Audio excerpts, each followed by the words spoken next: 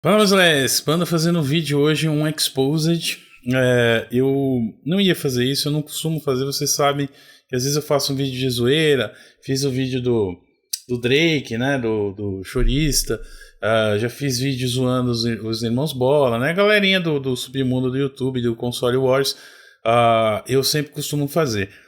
Porém, recentemente tenho visto muita coisa, né, relacionada a um produtor de conteúdo aí que nós vamos chamar de Godzilla Sem Fôlego, né? O Godzilla Sem Fôlego, ele criou um canal cujo nome, né, eu acho que uma das teorias que eu tenho é que ele tem um problema de aprendizagem, né, conhecido como dislexia, tanto que na hora de nomear o canal ele nomeou errado, né, Geek G-U-E-E-K, né, em vez de ser G-E-E-K, que é a grafia correta, né?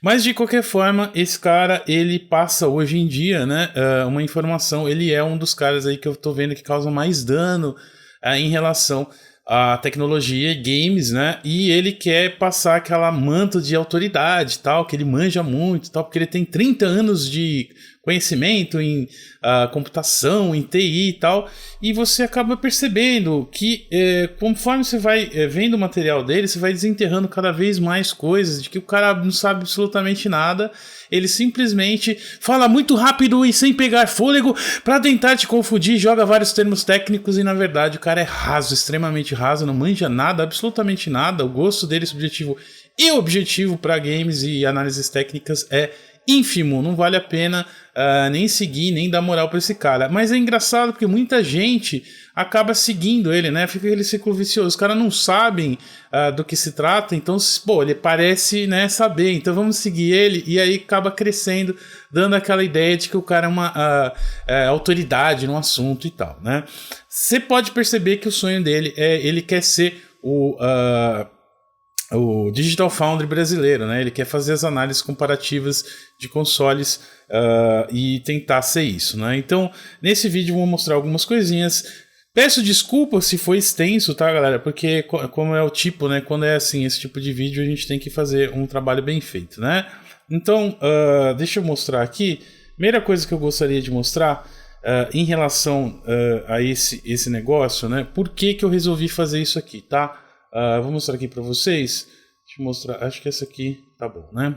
Então, se você não conhece, eu sou o Panda dos Games, também sou dono da página satírica PC Mil Grau, né?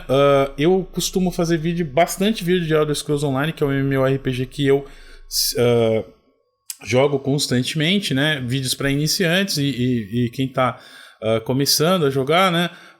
E também faço algumas olhadinhas básicas de jogos indie, né? Sem muita pretensão. É um canal pequeno, tem 13 mil inscritos, mas eu tô de olho nesse negócio já faz um tempinho, tá? E o Will que me deu a vontade de fazer isso aqui, tá?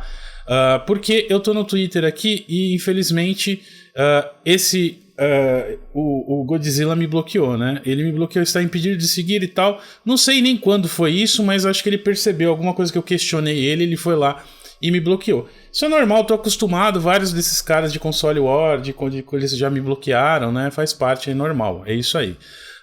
E o Will, eu tava falando pro Will, né? Ele perguntou, pô, por que você não faz um vídeo expondo o cara, né? Eu respondi pra ele, falei assim, pô, man, já até cogitei, mas aí os fanboy vão falar que é caso clássico de youtuber pequeno querendo crescer em cima do grande. E ele botou esse algoritmo, tal, num dos vídeos, a gente vai ver isso aí, tá? Durante o vídeo, tá? E aí o Will falou, espero, se for assim, ó, ele falou assim, mas se, sei lá, se for seguir isso de youtuber pequeno querendo crescer em cima do grande, esses caras nunca vão ser questionados na vida, sempre vão ficar em um pedestal, já que é tudo panelinha. E realmente o Will tem certeza, o Willy Wonka mandou bem, é isso aí. É isso mesmo, acho que o único mérito dele é que ele fala bem, explica bem, aí passa a impressão de ser um expert na área pra muita gente, mas aí que tá, ele é muito confuso e muitas das coisas que ele fala não tem nada, não tem, você tenta procurar, não encontra, então eu queria mostrar isso pra vocês, tá? Então a primeira coisa, vamos começar, né, vendo, eu quero mostrar o vídeo dele, mostrar aqui mais parecida com a placa gráfica, né, que iniciou aí, vamos dizer, o papai era GPUs, seria uma placa chamada Voodoo. Ela criada por um fabricante chamado SGI. Foi uma placa de grande sucesso. A Voodoo tá aqui na caixa, o Godzilla. 3DFX, da onde que você tirou que é a SGI que criou? Sabe, é uma pesquisa mal feita, feita nas coxas, né? E pros camponas que te seguem, acho que é suficiente para eles, né, acharem que realmente o Voodoo 3 foi a primeira placa, né, gráfica da Silicon Graphics. Acho que você misturou na hora da tua dislexia, na hora de ler lá sobre um pouco do histórico, da onde surgiram as placas aceleradoras, né? Você acabou confundindo. Então isso aqui foi um dos primeiros vídeos, inclusive foi um exemplo que um dos rapazes usou no Twitter, e eu tenho quase certeza que se a gente for cavucar e ver os vídeos um por um, a gente vai ver cada vez mais absurdos desse naipe, né? Nesse nível de desinformação que o cara passa, e ele fala tão rápido e sem pausar, gritando tal, que você acaba achando que ele tá falando alguma coisa que ele entende, mas vamos continuar, né?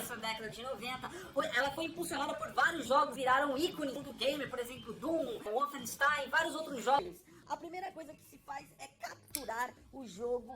Isso aqui ele tá explicando, deixa eu aumentar um pouquinho o volume, senão vai ficar baixo, né?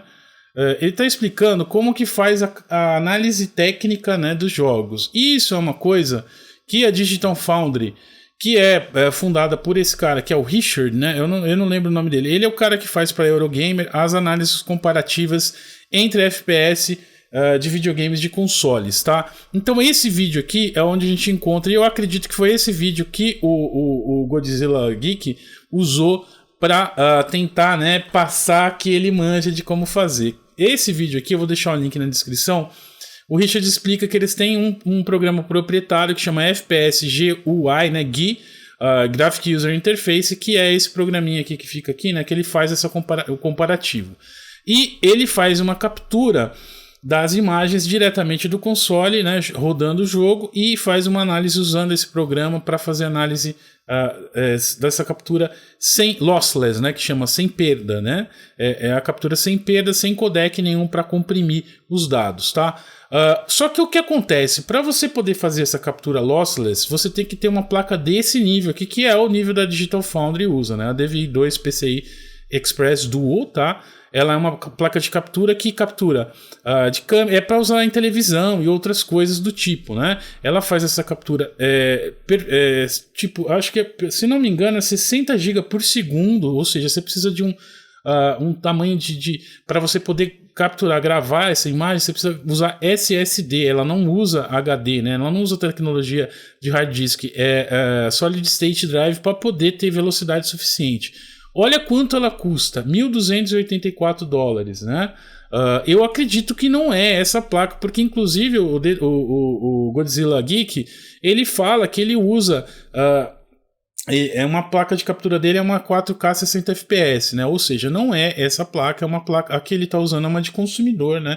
E ele quer passar que ele captura e consegue fazer essa comparação. Infelizmente, o Godzilla Geek não dá para, porque a sua própria placa de captura ela já tem uma compressão, não tem o lossless lá exatamente igual a esse aqui, tá? Então já é uma informação falha, né? Falsa essa aí, de que você faz essa captura, e eu queria só deixar esse conceito. Como eu disse, eu vou deixar o vídeo lá na descrição. Eu acredito que foi assim que ele viu esse vídeo e ele quer passar essa informação. Vamos lá continuar, né? Em altíssima qualidade de captura, isso mesmo, sem nenhuma compressão, não pode haver nenhum tipo de codec ou compressão durante a captura. Isso vale exclusivamente para consoles. A captura, tanto que o PlayStation 4 faz ou que o Xbox One faz em qualquer versão desses consoles, não é suficiente para fazer uma análise técnica correta, porque a captura deles é comprimida, ela é encodada em codecs aí de várias patentes. O correto é você utilizar uma placa de captura que atinge até 60 quadros por segundo. Na atual geração nós temos duas vertentes de consoles, PS4 Pro e Xbox One X, o qual consegue entregar 4K ou quase 4K. Todo mundo já sabe dessas histórias, mas é importante que você capture 4K 60. Para você ter uma ideia, 1 hora de gameplay dá quase 30 GB ou pode até passar de 30 GB. Esse 30 GB, eu acho que é 1 minuto de gravação. No vídeo ele fala lá, no vídeo do quanto que precisa de captura para poder pegar realmente sem lossless, né? É muito mais do que isso que você está falando. Então, só para você mencionar isso, que é 30 GB de captura a hora de captura, não é sem perda, né, de qualidade. Então já não vale, já invalida aí tudo que você está falando, que você faz essa comparação aí, infelizmente, tá? O Godzilla Depende muito do fluxo do jogo e quantos FPS ele está narrando. Independente se... Olha lá, isso é bem confuso. Você vê quantos FPS está narrando. Como ele começa a falar muito rápido e sem pegar fôlego, e ele começa a jogar alguns termos técnicos, aí ele coloca assim, um FPS que está narrando. Isso não faz sentido. Se você começar a analisar, isso são as geekzices que ele faz, né? Uma das geekzices que ele faz é essa. Colocar termos técnicos, injetar no meio do vídeo para confundir a pessoa e a pessoa acha, nossa, esse cara realmente, ele manja muito mesmo, né? Olha só. 30 FPS no console ou 60 FPS, a captura sempre deve ser em 60 FPS. E você vai descobrir isso daqui a pouco, por quê? Ou seja, essa é a primeira etapa. Jogar, olhar graficamente, verificar quais ações e reações das mecânicas que você faz no jogo, identificar efeitos aí comuns que tem em jogos e fazer comparações mentais. Faça anotações de tudo isso e você não tirou uma conclusão. Você ainda está testando, você anota todos os pontos positivos e negativos do conceito técnico, implementando todas as tecnologias que você deve conhecer dentro de um jogo. Por exemplo, Super Sampling, Anti-Aliasing, Temporal Anti-Aliasing, escala de resolução dinâmica e todos aqueles conceitos que estão presentes, por exemplo, em presets de PC. Esse é um assunto interessante porque, inclusive, eu e meu amigo Vinícius Ramalho já trombamos com ele numa discussão sobre efeitos de gráficos, né? E ele teimou nessa discussão em falar de que aquele efeito de film grain, né? De granulação de filme, que é um efeito que o Left 4 Dead foi o primeiro jogo que eu lembro de ter usado esse, né? Dá aquele efeito como se fosse filme antigo, que o celuloide do filme ele era de baixa qualidade, então dá um efeito granulado, fica a baixa qualidade da imagem. Uma das artes de você saber setar, né, e deixar o jogo ao seu bel prazer e o poder de você poder jogar no PC é esse. Por exemplo, eu abomino Depth of Field, né, Motion Blur, lens flare, tudo que lembre que não é um olho, né, que é uma câmera, quer fazer um efeito de câmera. Então depth of field é aquele efeito de desfocado, você foca, você olha assim o fundo, tá, as montanhas no jogo fica desfocado, tal. Isso é usado não só para dar subjetivamente um aspecto realista, né, para coisa, porque o nosso olho não funciona dessa forma. A câmera funciona quando você foca no negócio aqui, a coisa que está no fundo fica desfocada. Então saber você setar as configurações gráficas não é botar tudo no talo. E a impressão que me dá é que ele é tão PCista, ele é tão... eu uso esse termo PCista como... o PCista é um pouco melhor que o Campuna, né? É um cara que joga no PC, mas ainda não atingiu a supremacia PC Master Race, ainda não sabe como configurar as coisas, ele não sabe resolver problemas, ou então colocar modificações no jogo dele, ele não sabe nada disso. Então ele vai lá, ele acha que é tudo colocar no máximo, então joga em 4K, coloca anti-aliasing no máximo, esse tipo de coisa, entendeu? Então... eu lembro claramente desse dia que ele veio com esse papo do granulado e a gente começou a questionar ele, e aí ele começou a jogar esses termos técnicos, querendo, sabe, saída rápida pela esquerda, né? O leão da montanha, né? Então, vamos continuar o vídeo, senão não acaba nunca. Vamos lá. Vamos para a parte mais legal de todas, que é a captura de FPS. Na parte do PC não tem muito segredo, o PC tem instrumentações que você consegue capturar em real time, mas você pode fazer da mesma maneira que faz os consoles. Só que o problema é o seguinte, 4K 60 é o máximo da placa. Se a placa de GPU passar de 60, você não consegue identificar. Ou seja, não é possível fazer uma análise correta de PC. Se ultrapassar 60 FPS, você vai ficar vendido. Então o PC a gente faz análise em real time. Já falou besteira, né? Porque existe como você capturar assim não precisa nem explicar isso aí, né? Você tem monitores de 144 Hz já no PC faz muito tempo já. Você pode sim capturar 4K 144 FPS. Isso aí é coisa de gente que não manja. É que a limitação da sua placa de consumer, né? Se você tivesse uma placa já profissional, talvez você conseguiria capturar nessas resoluções maiores aí. Então, mas vamos continuar. Agora na parte do console é a parte mais deliciosa da análise. Por quê? Porque entra o conceito de como capturar o FPS, copiar o vídeo inteiro. Pera aí, Goticos, você tá me falando que você vai capturar FPS de um vídeo? Você é um puta de um estúpido idiota. Um vídeo é algo que já foi encodado, é fixo. Se você capturou o vídeo a 60 quadros por segundo, ele vai apresentar 60 quadros por segundo. É só você clicar nas propriedades e verificar lá que tá a resolução 4K, 1080, 1440p, seja lá qual for que você capturou, e vai aparecer 60 quadros do segundo. Um vídeo de 60 quadros sempre terá 60 quadros. E se você pensa assim, você está correto. Um vídeo de 60 quadros sempre terá 60 quadros. Então como é que se captura? A cada variação, ou seja... Bom, tudo isso que ele falou é verdade mesmo, e especificamente usando essa placa de consumer que ele tem para fazer essa captura, é isso mesmo, né? Não tem, ele tá confundindo termos de frame time com frames per second, né? Mas vamos continuar. Ou seja, cada cena, cada FPS, ou seja, cada quadro trocado por segundo. Por exemplo, se você está na resolução 4K, são montados na sua tela para dar um quadro 4K 8.204.400 pixels na sua tela. Dessa forma, a cada quadro que se move, a cada quadro que é entregue, esses pixels se modificam. E eles têm que se modificar com um tempo suficiente, por exemplo, em 15 milissegundos para entregar aí um quadro fechado. Eu tô falando 15 milissegundos, todos os 8.204.400 pixels. Então você tem que medir a transição de cada pixel na tela para você verificar o tempo que eles trocam entre um quadro e outro. Dessa forma você consegue identificar qual é a velocidade da troca do pixel. O filme está sempre a 60 fps.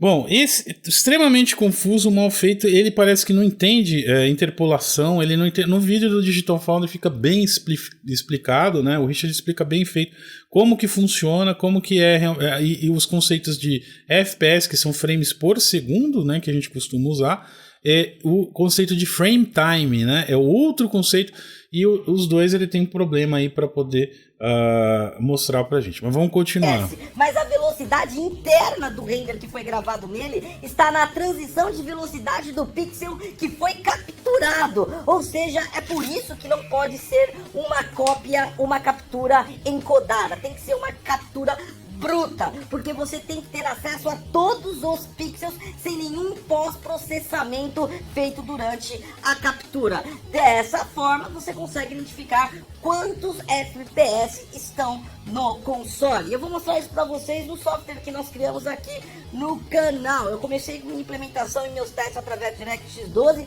e acabei descobrindo em pesquisa, aliás, muita pesquisa, porque a área de computação visual não era a minha especialidade, aliás, nem é a minha especialidade ainda. Eu trabalhei muito tempo na área de TI corporativo, eu sou programador, eu tenho conhecimento de C++, C Sharp, PHP e a parte de linguagem de programação, mas era tudo muito voltado para o setor corporativo. No entanto, a programação, para quem tem experiência com a programação, ela é curiosa, interessante e entendível em qualquer aspecto.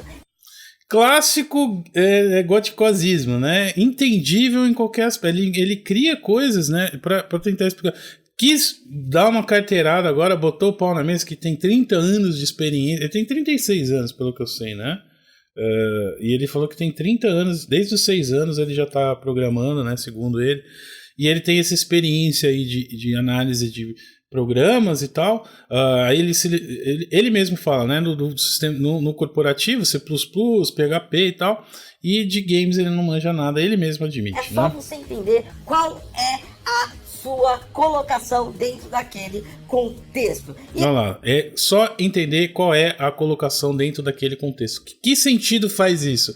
Se você analisar os goticosismos, você vai perceber que a maior parte dos vídeos do cara é isso. Ele fala coisas sem nexo. E as pessoas compram essa imagem de que esse cara manja de tecnologia, que ele é o Digital Foundry BR. Como isso, cara? Essas pesquisas me levaram até a uma biblioteca gratuita e open source chamado OpenVC, Open Visual Computing. Galera, essa parte é importante, tá? É Open Visual Computing. Eu procurei aqui, ó, Open Visual Computing. Ó. Institute of Visual Computing. Visual Computing including option to publish open access Springer. The Visual Computing, não tem essa biblioteca, né? Você procura essa não existe. É o Institute of Visual Computing. O que existe é OpenCV, que é uma biblioteca de visão de computadores, né? Tem tutoriais, documentação, isso aqui é aberto, deve ser isso, não sei, ele é disléxico e ele usou isso aqui, o OpenCV, não o OpenVC, como ele fala no vídeo, porque se for eu tentei procurar, não encontrei, tá? Vou deixar claro isso aí, que a gente tem que fazer pesquisa e ir atrás do que o cara fala, né? Ela tem várias e várias bibliotecas já pré-criadas, a qual designers e programadores de software para designer utilizam para criar os elementos dos jogos. Ou seja, são bibliotecas que têm já trabalhos pré-prontos. Então, claro, é lógico, eu não comecei do zero, eu não fiquei escovando bits. Eu não fiquei escovando bits, eu não comecei do zero. Ele tentou, eu acredito, né, pela minha teoria, de pegar o FPS GUI, o GUI, né, do Digital Foundry, e não conseguiu. Então ele tentou achar alguma coisa parecida e acabou caindo nesse OpenCV aí. Aquela biblioteca em C++ me trouxe muita luz para o final do túnel que eu estava procurando. E aí eu vou te mostrar agora esse algoritmo que está na tela. Eu não faço ideia, eu não entendo isso, ó. OpenCV, tá vendo, ó? Não é OpenVC, que nem ele falou, é OpenCV. Realmente a dislexia dele se manifesta. E tá aqui, ó, Geek Namespace, Geek Analyzer Namespace, algoritmo. Aí ele cria aqui, né? Eu não faço ideia, não entendo como que é isso aqui. Não sei se vale, se alguém souber, tem aqui, faz análise disso aqui e me fala se isso aqui vale alguma coisa ou não.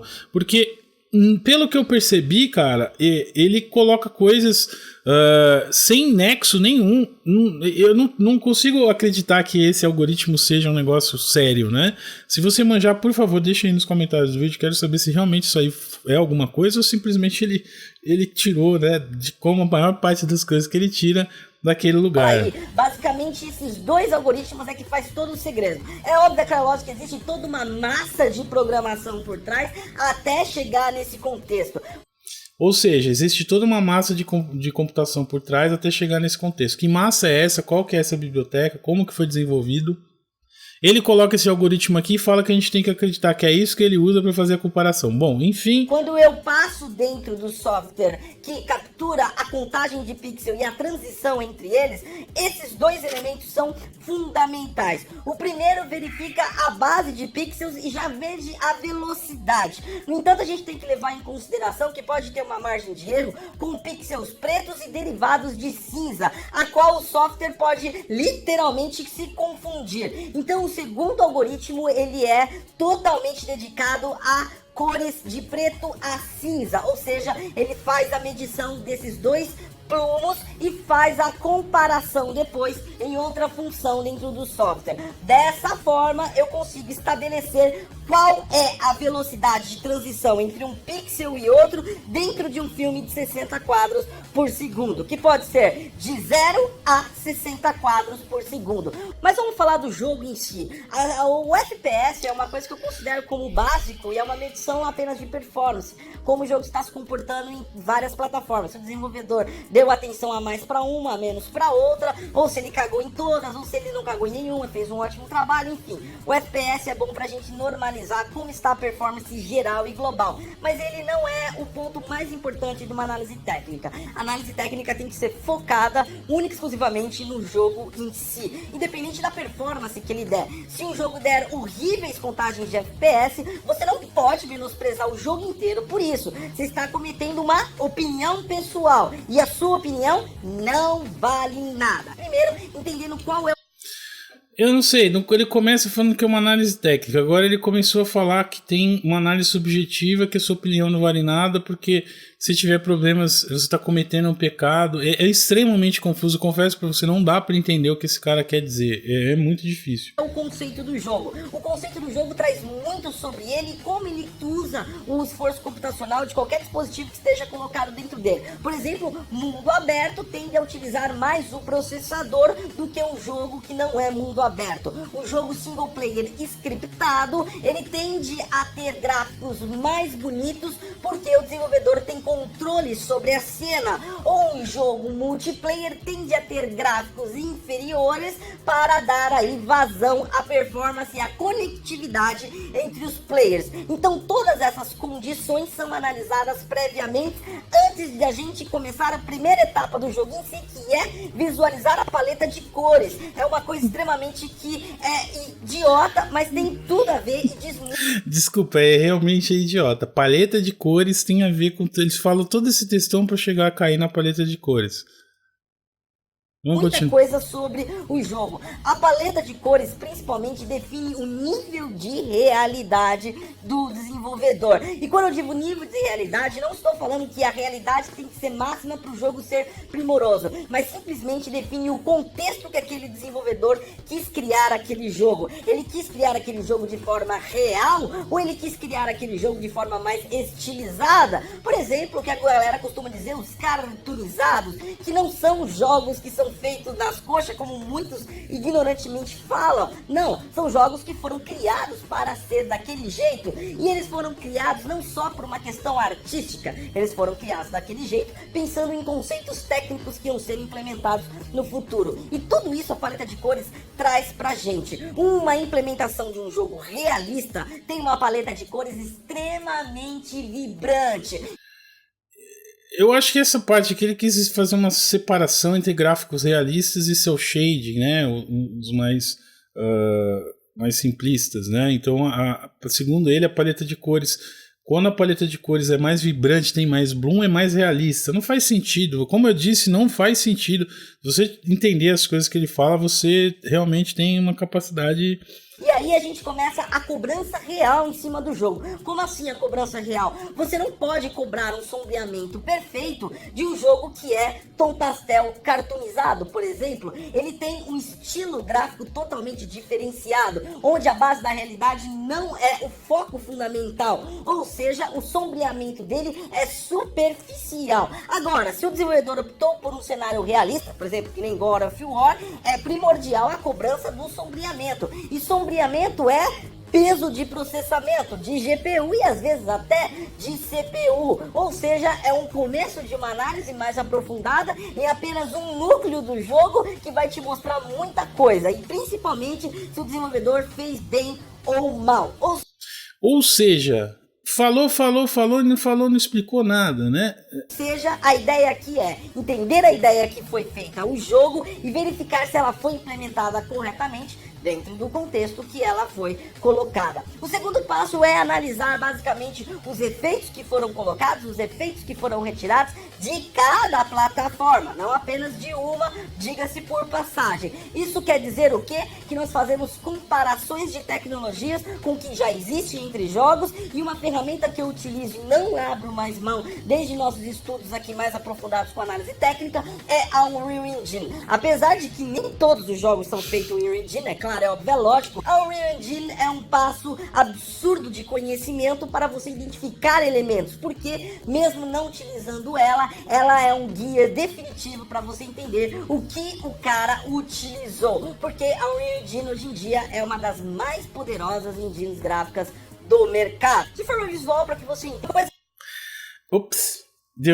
Apareceu, né, o rosto. Espero que ele não me dê strike, porque ele tem costume de fazer isso, né? Por isso que tá embaçado e por isso tá com o som modificado, né?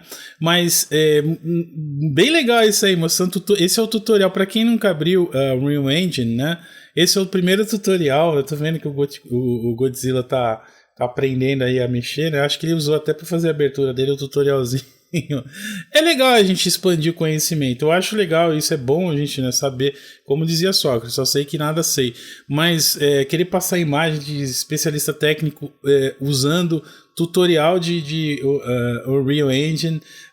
Fora, por exemplo, se fala de Unreal Engine, mas não fala de Unity, que são os que deixam mais fácil para leigos, né, criarem jogos, porque já tem bibliotecas prontas, né, pré-feitas, mas existem inúmeros outros motores de jogos disponíveis aí, cada vez mais modernos e específicos para cada tipo de jogo. Quer dizer, a análise do cara não, tem um Unreal Engine e a gente vem aqui ver os presets do Unreal Engine. Olha isso, cara. É interessante você ver aí, ó, clicando aqui agora, mostrando para vocês, ela possui todos os elementos para nós configurarmos os presets. Dessa forma, nós replicamos uma cena aqui dentro, colocamos objetos, modelagem 3D, muitas vezes já prontas, nós ficamos mudando as presets para verificar se dá o mesmo efeito do jogo.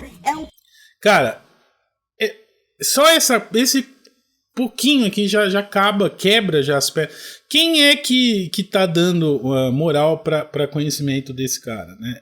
Como eu disse, é esse ciclo vicioso. A galera campona vai lá, ele fez análise, ele é o Digital Foundry brasileiro. Não é, galera. Não é, tadinho, o cara ele mal manja das coisas que...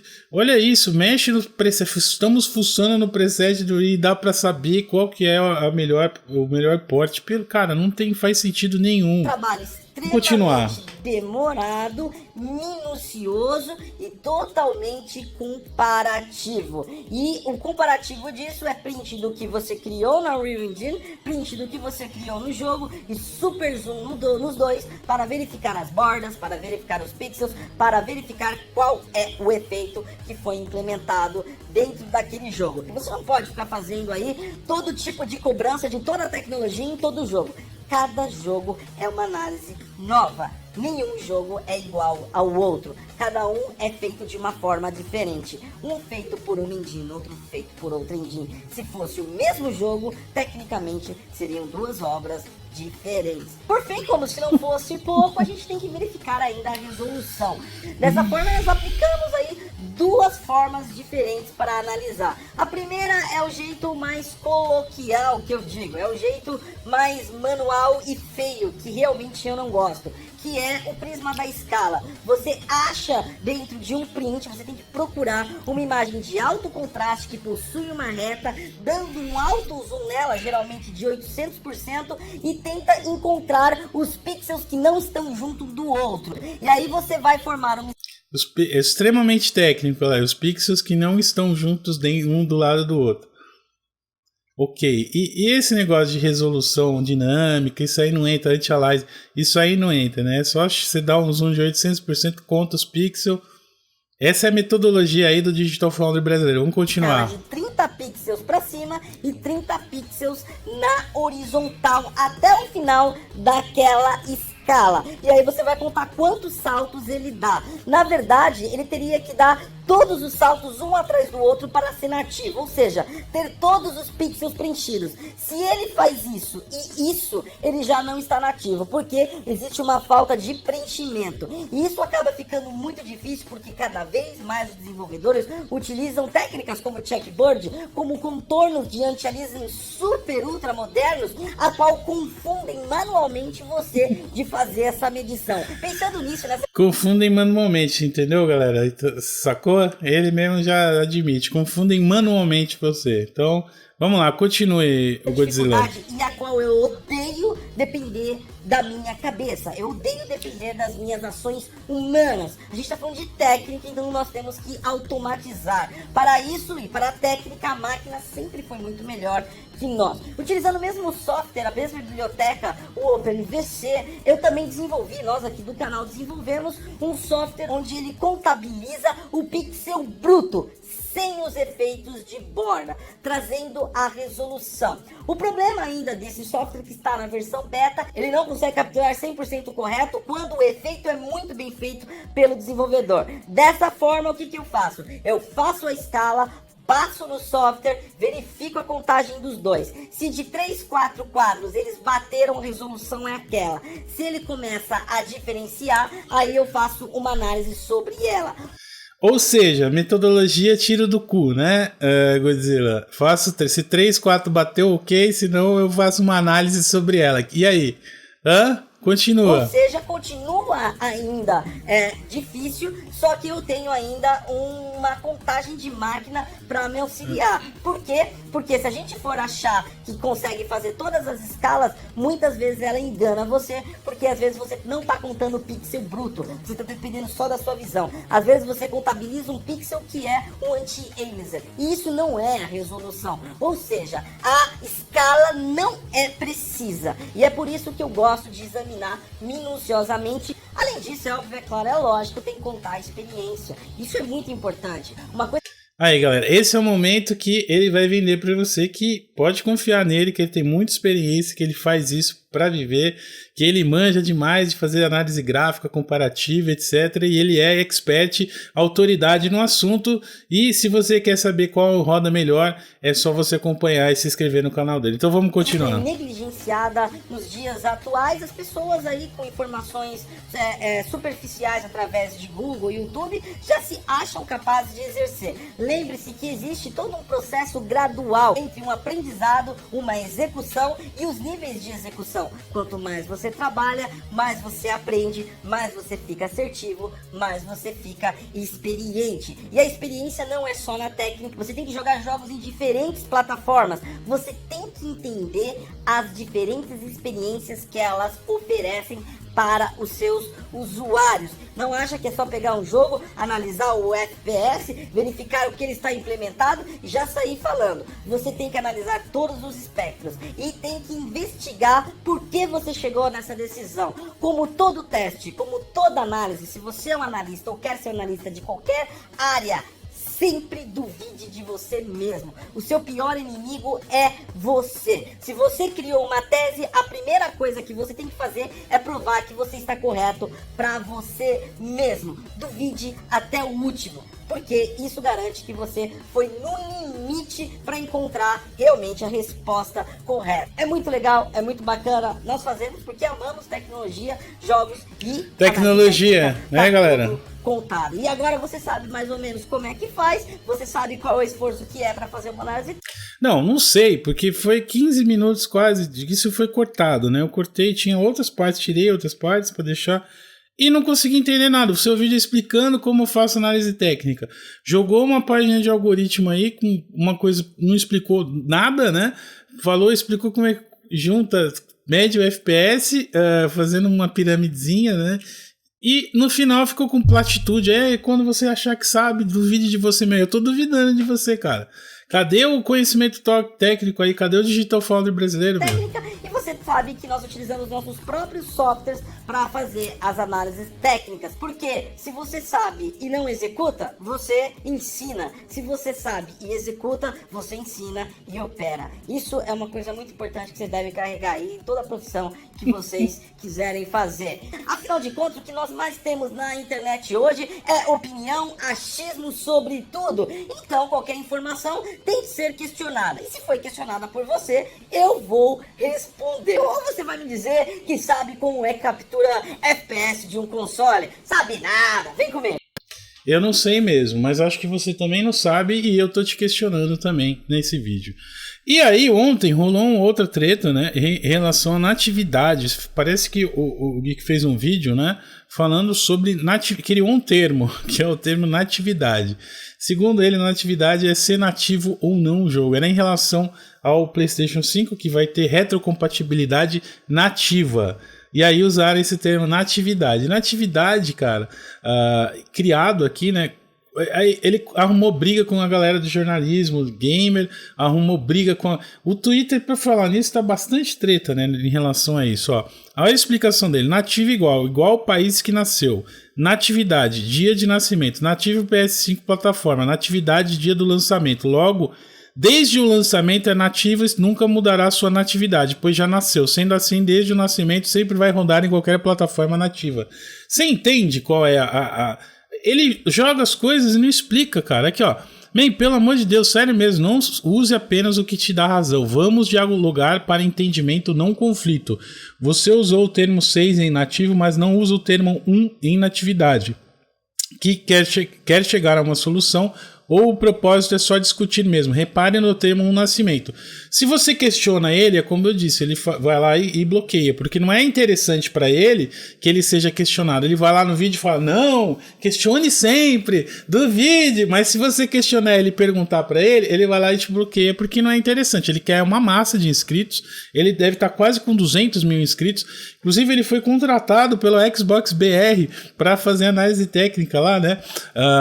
O time do marketing do Xbox, ó, muito bom, hein? Mandaram os caras lá embora, contrataram a jornalista lá que manja muito de games, botaram esse cara aí pra fazer análise dos games aí, a Xbox tá indo bem, hein?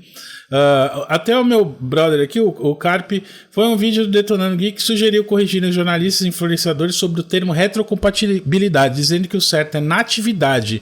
Comentei o que penso sobre isso em um thread aqui no meu perfil. Ele deve ter feito um thread, eu não confesso que eu não li ainda, mas o Carp tá cada vez, mas tá virando Master Race, né? Aliás, ele pode ser ou quem sabe, né, o escolhido que vai ser o nosso produtor de conteúdo focado em PC, porque infelizmente a gente não tem no Brasil, que a gente tem é esse Detonando Geek. Imagina, cara, esse cara não sabe nem escrever o nome do canal dele e quer dar pitaco em incrível. E, bom, me parece que o negócio deu ruim, porque ele tá falando, né? Ele falou aqui, ó. Senhores alienados, conspiratórios e afins, por gentileza, utilizem o botão deixar de seguir. Tenho 36 anos, família e trabalho 14 horas por dia. Então, desculpe se não tenho tempo ou paciência para seus assuntos pertinentes à puberdade intelectual. Pombo enxadrista total, né? Tipo assim, os caras questionaram ele e ó os likes aqui, todo mundo, né? Nossa, tá certo, Gotti, é isso aí e tal, e pá. Ou seja, galera, é super simples, né? Não tem... Esse vídeo é um questionamento. Eu tive que usar o meu tweet pessoal, porque, como eu disse, do Panda ele bloqueou, né? Qualquer tipo de questionamento ele bloqueia. Espero que esse vídeo chegue a ele e ele faça algumas respostas. Quero mais um vídeo agora de análise. Como que você faz análise técnica? A sua placa é essa da Epifan? Ela tem essas características ou é uma placa consumer? Essas perguntas que estão aí pra gente saber, senhor Detonando Geek, ok? E espero te ver novamente na BGS. Na última vez a gente foi lá, só tirou uma foto. Se você quiser me responder lá também, não tem problema. Tamo junto, beleza? E é isso aí, galera. Se você curtiu, aquele joinha ajuda bastante. Se você não curtiu, não tem problema, deixa o dislike, coloca aí nos comentários. Pode vir a galera que é fanboy dele. Só que eu quero que vocês tenham argumentos pertinentes aos meus questionamentos aqui, né, galera? Só xingar, falar, oi, Hurdur, olha, você pequeno, quer atacar só porque ele é grande. Cara, ele é grande porque ele tá mínimo denominador comum, né? Tá lá fazendo pra galera justificar o fanboyismo deles por pedaço de plástico, né? E por isso que eu falo, é importante a gente ter um questionamento por aí, beleza? Tamo junto, beijo do Panda, até o próximo vídeo. Fui.